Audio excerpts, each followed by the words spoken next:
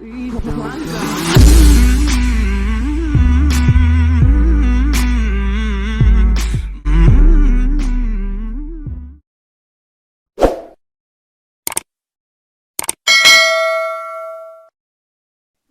pikir nggak kalau misalnya kemarin kamu tinggalin anak-anak, fitnah apa yang akan ditimpakan ke kamu gitu kan? Ya Allah, alhamdulillah kalau saya mati dalam keadaan Islam, saya bilang gitu.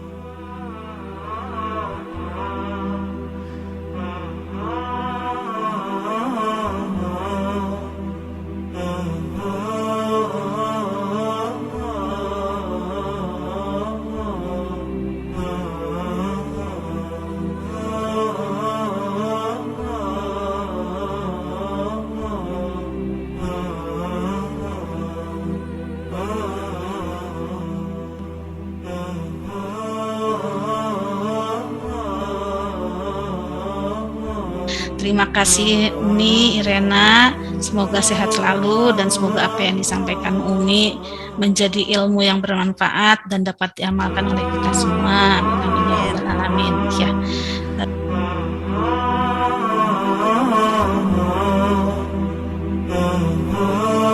Kita berlanjut pada sesi kedua ini dengan Dr. Karissa Brady yang telah menemukan hidayah ilahi. Oke, assalamualaikum warahmatullahi wabarakatuh, Dok. Sehat-sehat ya. Assalamualaikum warahmatullahi wabarakatuh. Terima kasih, Dokter Irena. Bismillahirrahmanirrahim. Assalamualaikum warahmatullahi wabarakatuh. Kepada ini Umi ini saksi hidupnya saya, dokter. Ya.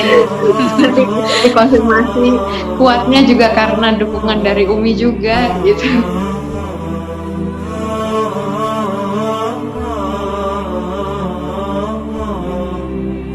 Tapi orang tua kita lah gitu yang menjadikan kita Nasrani, Majusi gitu ya. Kemudian beranjak remaja saya aktif melayani juga gitu, mulai dari penerima tamu aja mungkin gitu, atau yang bantu-bantu ngajar yang sejenis TPA-nya itu ya gitu, sekolah minggu namanya. Kemudian udah dewasa itu dipertemukannya juga dengan suami itu di gereja juga. Beliau dari tadinya pemain musik, kemudian sekolah teologi, dipercayakan jadi hamba Tuhan ya gitu, dan mau nggak mau saya dampingi beliau juga gitu.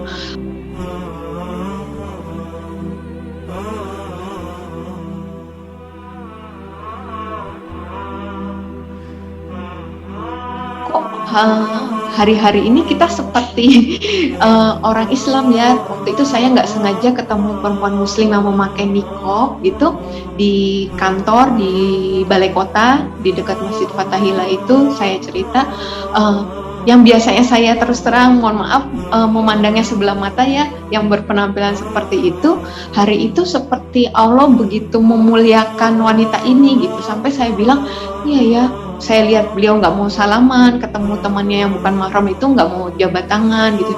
Kok kita kayak gitu ya?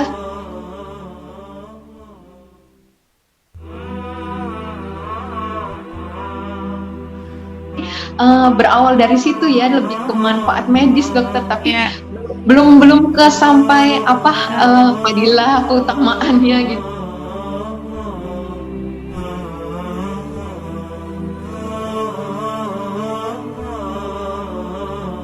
Betul ya, dibilang di Al-Quran juga kan kalau maksudnya sebenarnya kebenaran itu udah ada, cuman mungkin mata saya masih ditutup, hati saya ditutup, telinga saya ditutup gitu. Jadi kayak nggak ngerasa kalau dibilang saya menyembah mungkin dibilang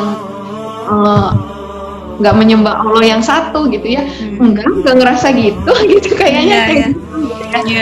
Ini yang benar gini, ini Allah yang benar. Dibilang kalau masih bergantung pada seseorang atau sesuatu gitu ya untuk hadir ke dunia dan sebagainya, apakah itu bisa disebut Allah gitu kan? Terus kalau Allah itu kan harus bebas dari semua sifat-sifat makhluk gitu ya.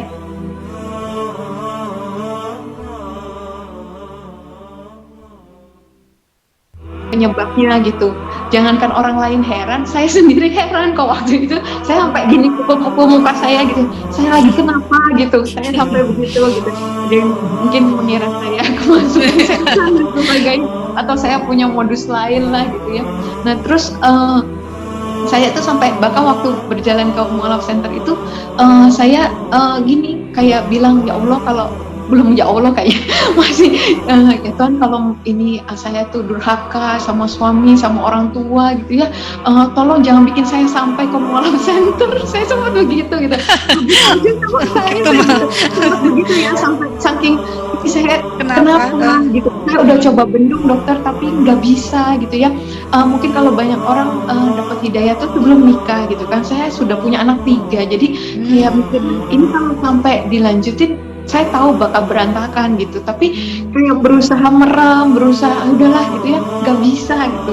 Karena saya juga dapat buku Islam Invasion dari adik saya yang disuruh baca, tapi kok nggak tahu kenapa saya nggak ngerasa itu kayak ilmiah, tapi kok ngawur gitu. Kalau saya pas di hati saya gitu ya, pendapat saya, terus saya masa sih nggak mungkin orang Islam tinggal diam ini, saya pikir gitu, pasti ada yang menjawab. Dan ya itu saya cari, ternyata yang keluar buku Umi tuh, Islam Dihujat gitu. Jadi saya justru kenal Umi dari bukunya dulu juga. Gitu.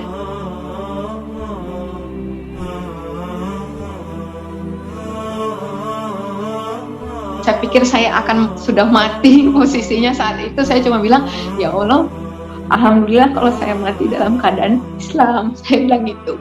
Enggak Pak, itu enggak bekas kayaknya, soalnya suami saya juga pengacara, dia tahu mana yang enggak menimbulkan visum gitu di kulit kepala sama di kuping. Saya bilang, apa itu Bu? Ini sudah mulai memar, ternyata sudah kelihatan, bibir juga sudah ada memar gitu. Diapain lagi Bu? Paha sempat Pak dipukul, terus ada polon yang buka, masih ada ruas jari gitu. Terus jadi nggak bisa, Ibu harus visum sekarang juga, BAP juga sekarang juga. Jadi itu saya bener-bener udah ngikut aja, saya nggak bisa mikir. Saya nggak tahu saya mau dibawa kemana. Ternyata lawyer saya bawa ke tempat Umi. Ya Allah, itu pertemuan saya masih ingat betul. Umi kayaknya lagi itu ya, Umi persiapan mau buka puasa, itu kayak lagi rapat yayasan. Itu Masya Allah, Ica ketemu sama yang buku yang Ica baca kan, pengarang yang Ica baca gitu. Itu sampai nangis gitu ya, cerita Umi gitu ya, Umi coba udah baca buku Islam Dihujat gitu. Lalu udah itu semua proses berjalan di pesantren sekitar 3 bulan. Kita ikut di Umi sama anak-anak itu, Masya Allah, seminggu pertama itu benar-benar tantangan. Anak-anak tuh sampai, biasanya kalau di tempat Umi tuh pada subuh habis zikir pagi tuh Umi ada kultum gitu ya. Terus habis itu Ica suka cerita gitu, Umi Ica galau, apa Ica zolim ya sama anak-anak. Mungkin Umi ingat Ica pernah cerita gitu, apa Ica pulangin aja ya anak-anak. Ica bilang, soalnya Ica nggak jelas ini ke depan Ica kayak gimana, masa anak-anak Ica bawa. Kenapa, kata Umi, itu anak-anak nggak ini Umi nggak tidur Umi, Ica jadi kan nggak tidur 24 jam, jam 3 belum tidur, Ica jam 3 udah harus sholat lagi subuh dan sebagainya. Terus oh gitu, terus nggak makan nggak habis gitu di tempat Umi itu, susu nggak habis, nggak pup, mohon maaf gitu. Terus habis itu udah pokoknya kayak Ica titik nyerah gitu. Tapi Ica ingat waktu itu Umi bilang, nggak boleh ingkar sama kebaikan Allah gitu, nggak semua orang itu bisa dapat kemudahan kayak kamu gitu, dapat bisa tinggal terus sama anak-anak sampai hari ini gitu kan. Kamu pikir nggak kalau misalnya kemarin kamu tinggalin anak-anak, fitnah apa yang akan ditimpakan ke kamu gitu kan. Mungkin kamu nelatarin anak-anak, nggak sayang anak-anak, ninggalin anak-anak gitu kan, mungkin pergi dengan laki-laki lain. Tapi kalau sekarang maupun nanti anak-anak pun diambil pun, katanya, kata Umi, saya ingat tuh, mereka tahu maminya pergi kemana, sama siapa, ngapain di sana gitu. Oh iya ya Umi. Terus alhamdulillah itu Ica ingat betul, subuh seperti itu, maghribnya alhamdulillah malam itu anak-anak bisa tidur gitu, udah mulai bisa balik lagi makannya. Itu Masya Allah banget, jadi benar-benar kayak orang mau ngelahirin kali ya dok.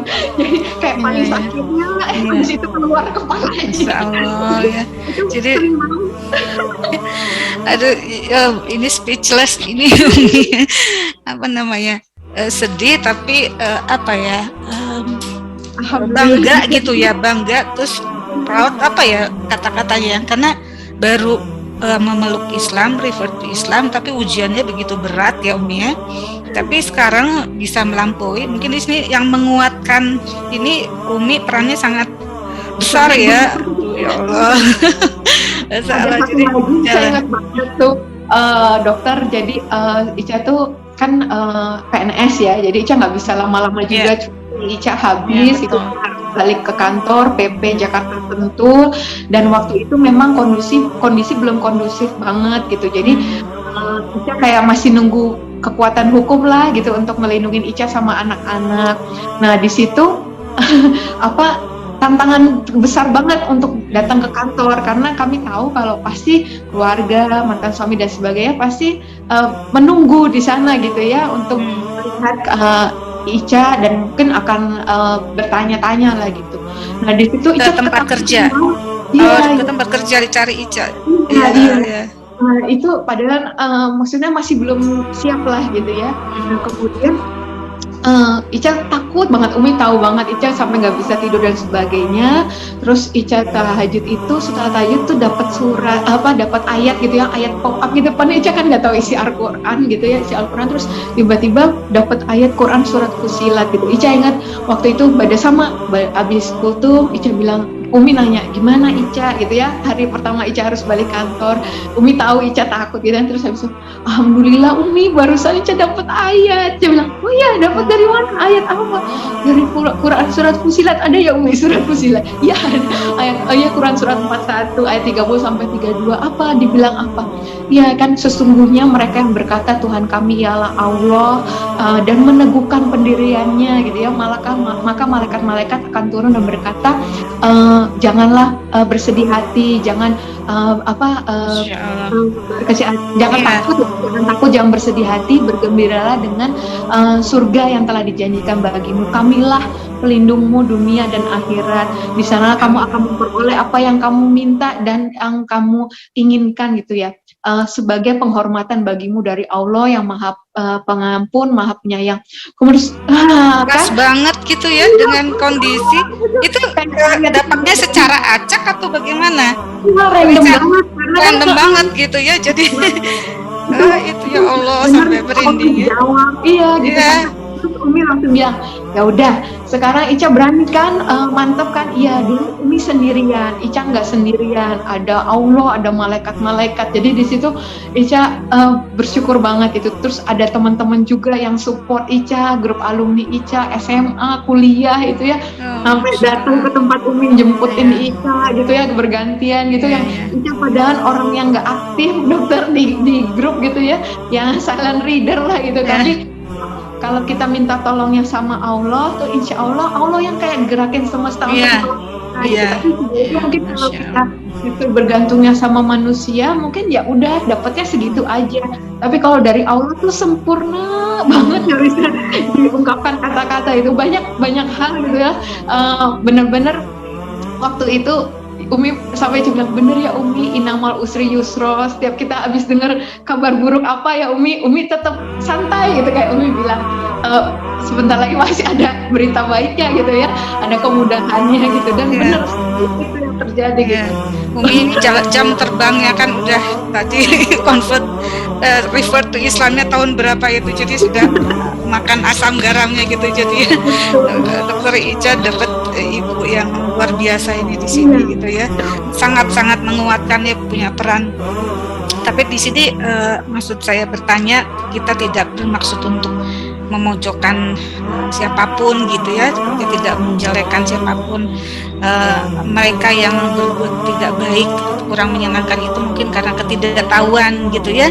Dan itu tadi seperti Umi bilang yaitu ya, mungkin akalnya juga mungkin itu tadi Dokter Ica pernah lihat bahwa belajar Islam juga ya, Al-Quran juga ada mungkin di rumah dulu waktu itu, tapi kenapa tidak dibuka, tidak dibaca, ya itulah mungkin memang sudah waktunya gitu ya. Jadi bagaimanapun ayahnya anak-anak, terus orang tua juga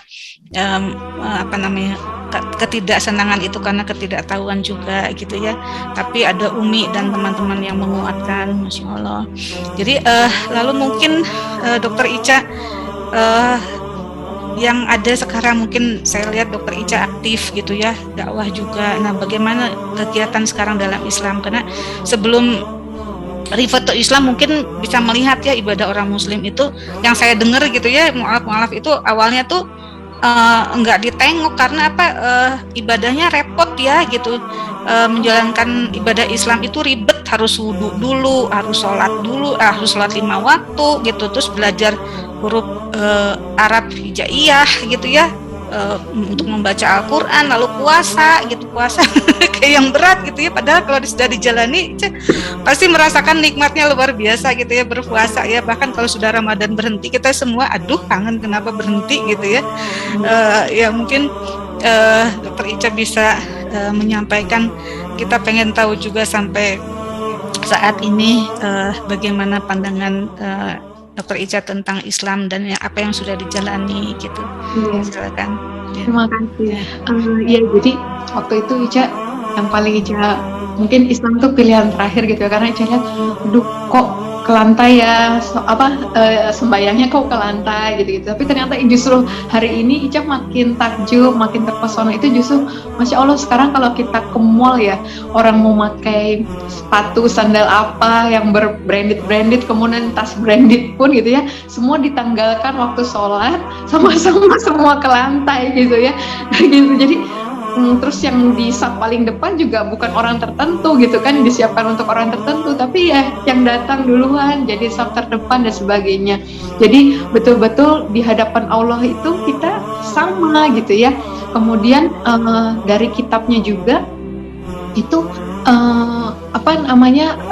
Ica tuh benar-benar inilah yang dibilang kitab suci gitu ya, Masya Allah, yang kalau memang bukan Allah yang menjaga nggak mungkin gitu ya, selama 14 abad ini nggak aman gitu ya, terjaga dari perubahan, aman dari intervensi tangan manusia gitu, yang nggak hari ini ya Insya Allah sampai nanti kita nggak akan dengar bahwa mohon maaf per tanggal misalnya per Januari 2022 ini Quran surat Al-Baqarah dinyatakan tidak berlaku, kan nggak ada ya.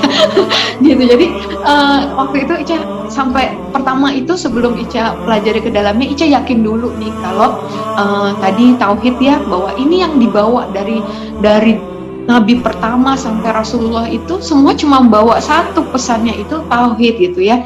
Jadi ini satu benang merah gitu selama ini. Kedua, kitabnya seperti ini gitu, yang Ica berusaha mencari celah, kesalahan, kontradiksi, dan Ica nggak ketemukan gitu.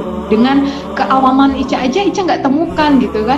Gitu. Biasanya Ica tuh yang baru baca apa gitu langsung berarti gitu, pasti gitu. Tuh kok ini Ica sampai suka ditanya ya, kok selalu ceritanya pas di juz 27. Memang saya baru menyadari itu tuh pas lagi saya baca terjemahan, pas di juz 27, udah sampai juz 27 gini, kok dari tadi belum ketemu ya yang saya kayak kontradiksi, yang saya kayak heran, saya kayak masih nggak ngerti gitu. Tapi alhamdulillah itu betul-betul Allah bimbing gitu. Jadi berawal dari situ, kemudian alhamdulillah tadi kenapa saya bilang Allah sempurna, kok ya lawyer itu bawa saya ke tempat Umi. Saya mikirnya saya dibawa ke kosan, ke rumah kontrakan gitu ya. Nggak kebayang kalau saya ada di kontrakan sama anak-anak yang ada berempat gitu, galau gitu kali ya, nangis-nangis tiap hari gitu, nggak jelas. Tapi Masya Allah langsung waktu itu saya ingat lawyer saya langsung cerita ke Umi langsung bilang udah masuk sini aja gitu. Dan kebayang gitu ya, saya yang bener-bener dari nggak pernah tahu kehidupan Islam tiba-tiba masuk pesantren gitu, kebayang ya, apalagi anak-anak juga gitu kan yang